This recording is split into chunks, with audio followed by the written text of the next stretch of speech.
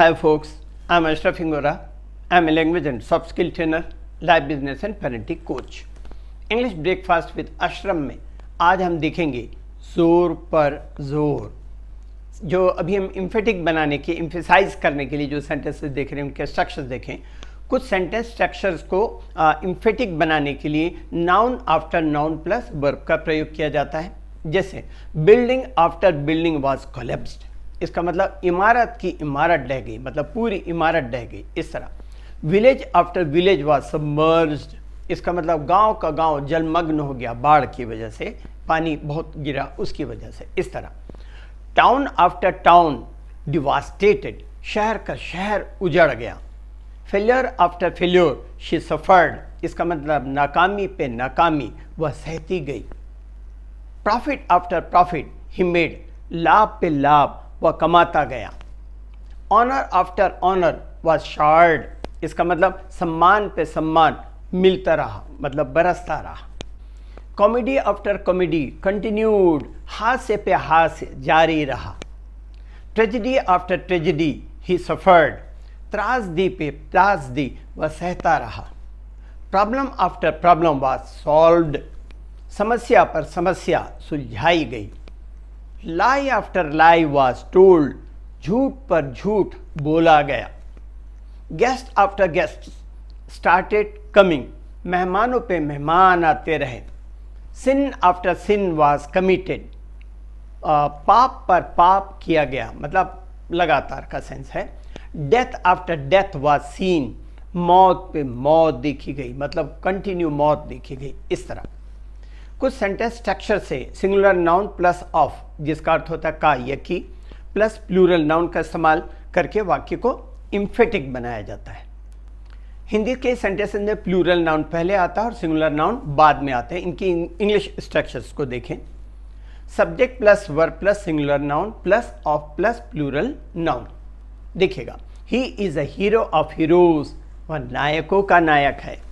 God is a king of kings, ईश्वर राजाओं का राजा है। Dilip Kumar is an actor of actors, Dilip Kumar अभिनेताओं के अभिनेता हैं। अब अभिनेता थे कहना चाहिए, अब तो वो इस दुनिया में नहीं है। बड़े गुलाम अली खां वाज अ सिंगर सिंगर्स, इसका मतलब बड़े गुलाम अली खां गायकों के गायक थे। सेंटेंस को इम्फेटिक बनाने के लिए जोर देकर के कहने के लिए कुछ सेंटेंसेस और कई तरह से बनाए जा सकते हैं। इसका फॉर्मूला पहले देखिएगा।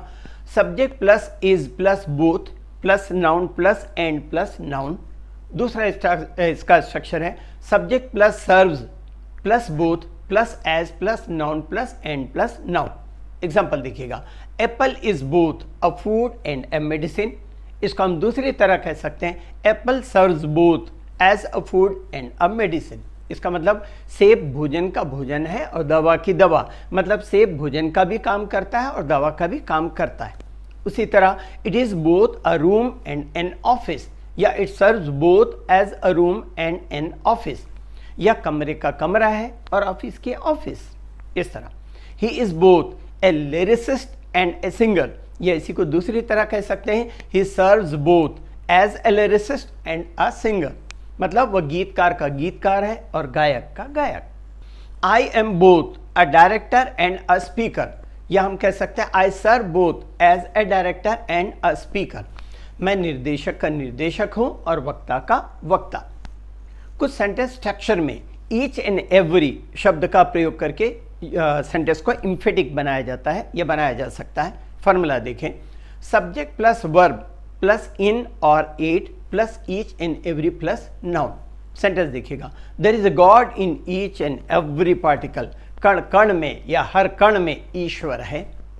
There are flowers in each and every plant, इसका मतलब पौधे पौधे में, मतलब हर एक पौधे में फूल हैं।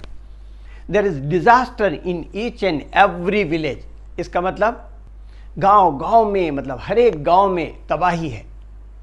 There is a problem in each and every country, हर देश में, या हम कह सकते हैं देश देश में समस्या है। फिर आगे देखें, there is corruption in each and every country, देश देश में, मतलब हर एक देश में भ्रष्टाचार है। There is unrest in each and every country, देश देश में या हर देश में अशांति है। He disturbs me in each and every place, वह मुझे जगह जगह मतलब हर जगह परेशान करता है। कुछ सेंटेंस स्ट्रक्चर में ईच एंड एवरी का प्रयोग सब्जेक्ट के रूप में करके सेंटेंस को एम्फेटिक बनाया जाता है।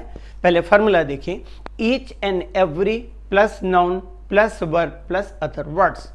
एग्जाम्पल से क्लियर हो जाएगा। Each and every place is dirty, मतलब जगह जगह मतलब हर जगह गंदगी है या हर जगह गंदी है। आगे एक और एग्जाम्पल देखिएगा, each and every place is submerge in water, मतलब एक एक या हर एक जगह जलमग्न है बाढ़ की वजह से। Each and every member of the family is happy, मतलब परिवार का एक एक सदस्य या हर एक सदस्य खुश है। Each and every house is being white washed, एक एक घर मतलब हर घर की पुताई की जा रही है।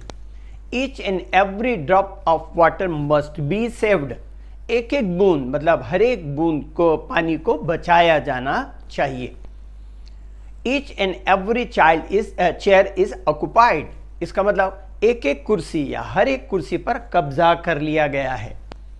फिर और एग्जांपल देखिएगा, each and every country is responsible for global warming, मतलब एक एक देश मतलब हर एक देश विश्वव्यापी गर्मी के लिए जिम्मेदार हैं। इंग्लिश के लिए आप मेरे channel English breakfast with Ashraf and soft skill के लिए Ashraf the mover and shaker को लाइक शेयर एंड सब्सक्राइब करें, कमेंट सेक्शन में कमेंट करें, बेल आइकॉन प्रेस करें और मेरी बुक जरूर पढ़ें। Thanks for watching.